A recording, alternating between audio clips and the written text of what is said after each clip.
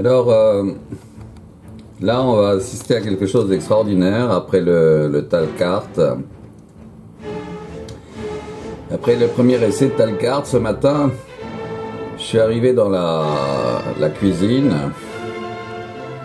Malheureusement, j'ai pas bien commencé la séquence. J'étais pas voilà. Je vais recommencer ici. Il faudra couper avant. Et donc ce matin, donc je suis arrivé dans la cuisine. Enfin, si on veut, hein, couper avant. Et là, on découvre, après les premiers Talcart de la nuit dernière, eh bien le crottart des pigeons. Le crottart des pigeons, ce sont les crottes de pigeons. Moi, quand j'étais petit, j'étais fasciné par les crottes de pigeons sur le sol, dans les jardins. Et je m'étais penché, comme j'étais petit, j'étais beaucoup plus proche du sol que les grands, parce que je jouais encore avec les petits morceaux de bois. Et donc j'avais pu regarder de près. Et je me suis dit, à ce moment-là, c'est dans les années 1966, là, c'est en ce moment là-bas. Et bien, je me suis dit, c'est passionnant à regarder. Comme mon grand-père a des appareils de photo, je me ferai prêter un appareil de photo, puis je leur montrerai comme c'est beau. On voit souvent apparaître comme Atlantide dessus. Et alors là, ce matin, c'est un vrai régal, hein, c'est un cadeau que m'a fait Demedia Patata. C'est un des pigeons, il s'appelle Demedia Patata, je sais pas lequel. Parce que les pigeons, ils se ressemblent tous, hein, à première vue, comme les hommes, hein, les êtres humains, à première vue, on ne sait pas très bien s'ils sont différents ou pas. Et quand on est une autre espèce, hein, quand on est par exemple un extraterrestre, qu'on vient sur cette planète, ben on les prend tous pour grosso modo, ils se ressemblent tous. Un peu comme quand on va chez les Noirs en Afrique, on croit qu'ils sont tous pareils. Or, en réalité, ils se reconnaissent entre eux, ils savent qu'ils sont tous différents, ils voient bien la différence qu'il y a. C'est pareil pour les pigeons. Alors là, c'en est un qui est venu chercher, qui est venu manger là dans la réserve là que je mets. Il y a plus rien d'ailleurs, il a tout mangé. Et puis il a fait une crotte avant de partir ici. Et en regardant en macro la crotte, c'est-à-dire en position macro, hein, en utilisant la position macro. Donc moi, je raccourcis pour m'éviter, je suis un petit peu paresseux quand je parle, et donc je préfère prendre, de faire des raccourcis, hein, je vais pas dire à chaque fois, en regardant en position, en fonction macro photographique, je dis en regardant en macro photographique, et bien on s'aperçoit que on peut discerner, voir Atlantide. Alors on va faire un test sur cette crotte, sur ce crottart, hein, c'est une crottart. C'est pas une crottart, hein, c'est une vraie crottart. Et là je vais assombrir. Je vais de nouveau faire gagner je suis à 3-4, là je suis passé à 4-2. Je vais gagner en contraste. Et donc il faudra éclairer l'écran d'autant pour pouvoir voir mettre la luminosité de l'écran beaucoup plus puissante pour pouvoir vérifier que on voit encore plus de choses quand on contraste au maximum l'appareil. Et donc là je suis à 6-8, je vais pas aller au-delà parce que, enfin je peux aller peut-être jusqu'à 8, voilà. Mais probablement on verra, si on verra quelque chose d'assez intéressant là vers 8, je laisse un peu en mettant la luminosité de l'écran au maximum. Voilà, mais je vais revenir, on verra grosso modo en fait ce qu'on voit là, comme ça, hein, à 4-8, vers 4 là, voilà, ça on verra en mettant au maximum, voilà, on verra, mais avec un contraste beaucoup plus important que là. Par conséquent, avec des détails en plus. Et c'était tout mon travail, parce que là, quand je suis à 2.8, on est vers le surex, même si à première vue on voit beaucoup de choses, on en voit beaucoup moins qu'en réalité si c'était beaucoup plus contrasté.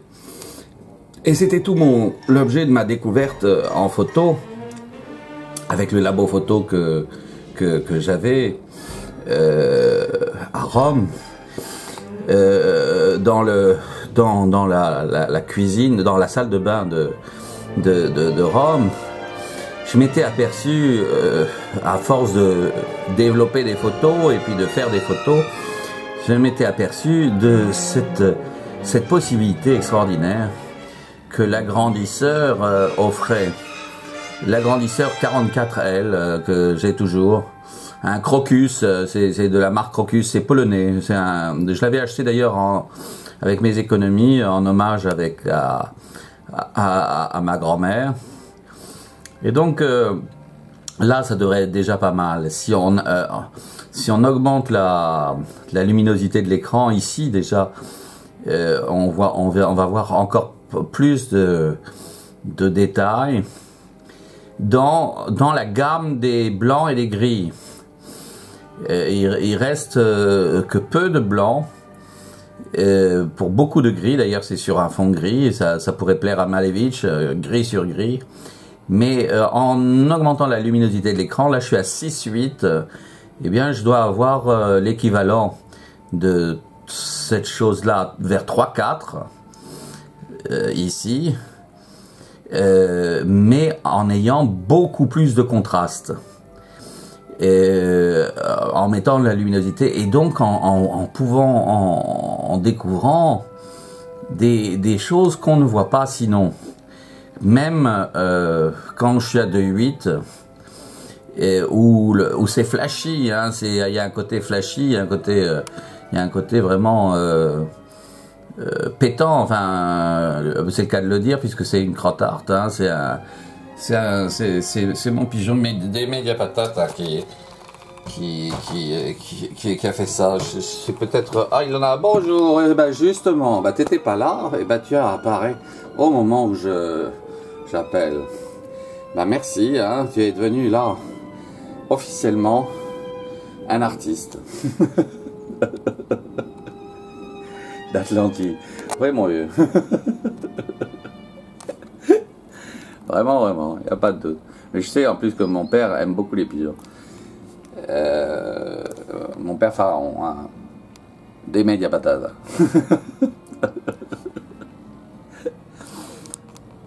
Alors voilà, donc c'est peut-être toi hein, qui m'a fait une crotte là. T'en as fait une autre là, elle est vraiment dégueulasse, hein, il va falloir la retirer. Hein. Mais celle-ci, moi je la trouve plutôt réussie, mais là je suis à F8, donc je vois rien du tout sur l'écran.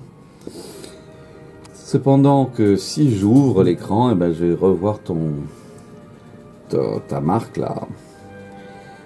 Et c'est plutôt réussi, hein, franchement. Chapeau. Hein. Évidemment, il faut les parties sombres, là, les parties obscures sont pas très jolies, mais les parties claires, là... Alors, qu'est-ce que c'est que cette chose-là qui ressemble un peu à de la chaux hein? C'est étonnant. C'est vraiment étonnant. À observer, à admirer, surtout que ça fait c'est esthétiquement joli. Alors, j'ai décidé, dans le cadre de mes recherches plastiques, d'archiver les crottes de pigeons. Crottard. Oui, bon vieux. Alors on va archiver les crottes de, pas seulement les crottes de chiens, puisque j'ai déjà commencé par les crottes de chiens, c'est ça qui m'a rendu à Sancy, mais aussi les crottes des pigeons. Si ça donc va l'annoncer à tes copains, et donc vous devriez gagner des points pour chacune des crottes tartes archivées par tous les caméramans amateurs. Et donc vous devriez pouvoir vous réincarner plus facilement peut-être en canard, hein, parce que la réincarnation après c'est canard, ouais, c'est plus un canard, ouais. Et ou bien poule, hein, alors ça c'est pas mal de tout, parce que ça c'est un ancien chat, hein, peut-être, hein. La fois précédente. Alors ça, c'est Demedia Patata peut-être. Est-ce que c'est toi, Demedia Patata? On va dire que c'est toi qui as fait ça. Hein? C'est peut-être un de tes copains. Je sais pas, en tout cas, c'est celui qui a volé le pain là. Ouais. Tu as volé le pain, tu n'avais pas le droit. Si, ou tu avais le droit? Moi, je crois que tu avais le droit. Simplement, le problème, c'est qu'il y a des microbes et tout ça. Et alors, on dit que tu n'as pas le droit.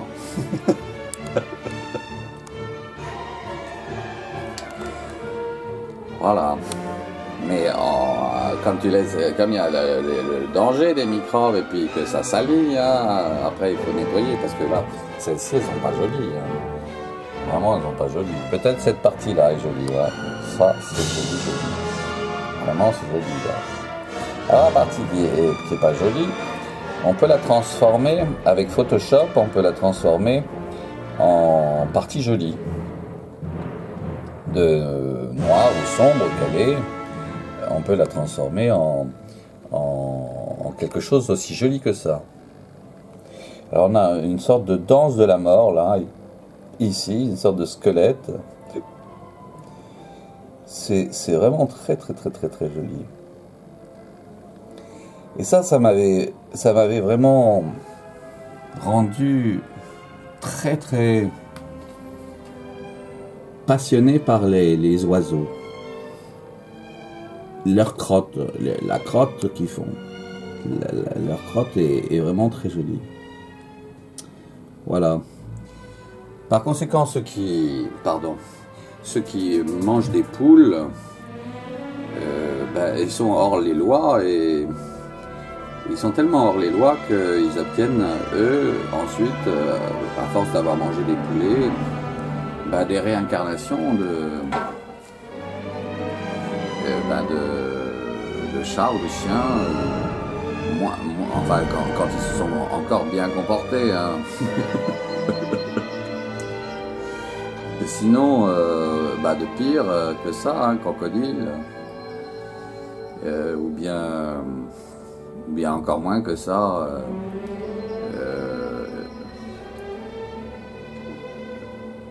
Malheureusement, serpent, et moins encore que ça, vraiment encore plus malheureux que ça, requin, quoi. Pourquoi? Parce qu'ils ont été trop gourmands, ils ont voulu manger, ils n'ont pas voulu manger, ils ont mangé, hein. Donc ils ont voulu manger, mais ils ont mangé ce qui était absolument interdit. Ce qui est absolument interdit. Et alors, ils se sont punis eux-mêmes. Et ils se sont punis parce qu'effectivement, la gourmandise est, quand elle n'est pas une gourmandise saine, comme la gourmandise des végétariens, elle est une gourmandise saine parce qu'elle permet à tout le monde de manger et il ne manquera jamais rien dans le champ végétal, puisque ça obéit aussi à la loi de la quantité, donc ça revient aussi moins cher, c'est beaucoup plus sain pour la terre, et donc on peut manger beaucoup, avoir plaisir à manger des bonnes choses. Non, eux, ils ont voulu manger ce qui était absolument interdit, la viande animale, surtout d'animaux pacifiques et inoffensifs. Parce que s'ils avaient mangé des animaux voraces, genre le chien, le chat, le renard ou le loup, ou le guépard, ou le lion, ben, là, il n'y a pas de problème. Là, c'est même autorisé. Il faut le faire pour les lions, pour limiter le nombre des lions, pour éviter l'augmentation du désert. Parce que plus il y a de lions, c'est un peu comme plus il y a de requins dans la mer, ben, plus il est nécessaire et absolument vital que les êtres humains aillent pêcher et les tuer pour manger les ailerons de requins, pour limiter la quantité de requins dans les mers, parce que sinon les poissons vont pas pouvoir survivre. Et comme les orques, il faut les tuer quelques-unes, oui, parce que plus s'il y a trop d'orques, il y a les dauphins, il y a plus de dauphins, et donc elles vont s'entretuer. Enfin, ce sera horrible. Et à l'intérieur de la mer, sous la mer, ça sera un désert de faune aquatique. C'est pareil sur Terre. Il y a une nécessité pour limiter le nombre et pour limiter l'accroissement du désert, pour éviter que le désert ne s'étende plus. Il y a l'absolue nécessité de tuer ces animaux qu'on peut manger. Alors là, c'est pas interdit, c'est même une bonne chose, même pour un végétarien, de manger du lion ou du chat ou du chien ou un des animaux voraces. Parce que de toute façon, parce qu'il a perdu sa vie, il va se réincarner dans un animal supérieur, c'est-à-dire par exemple une chèvre ou un mouton. Donc il va commencer à être utile. Donc il va commencer à être utile à la société. À la société, c'est-à-dire à la civilisation en cours, qui est parfois plurifacette, plurilinguiste, donc pluricivilisation aussi, on peut le dire. Voilà, donc vous avez ainsi la vérité.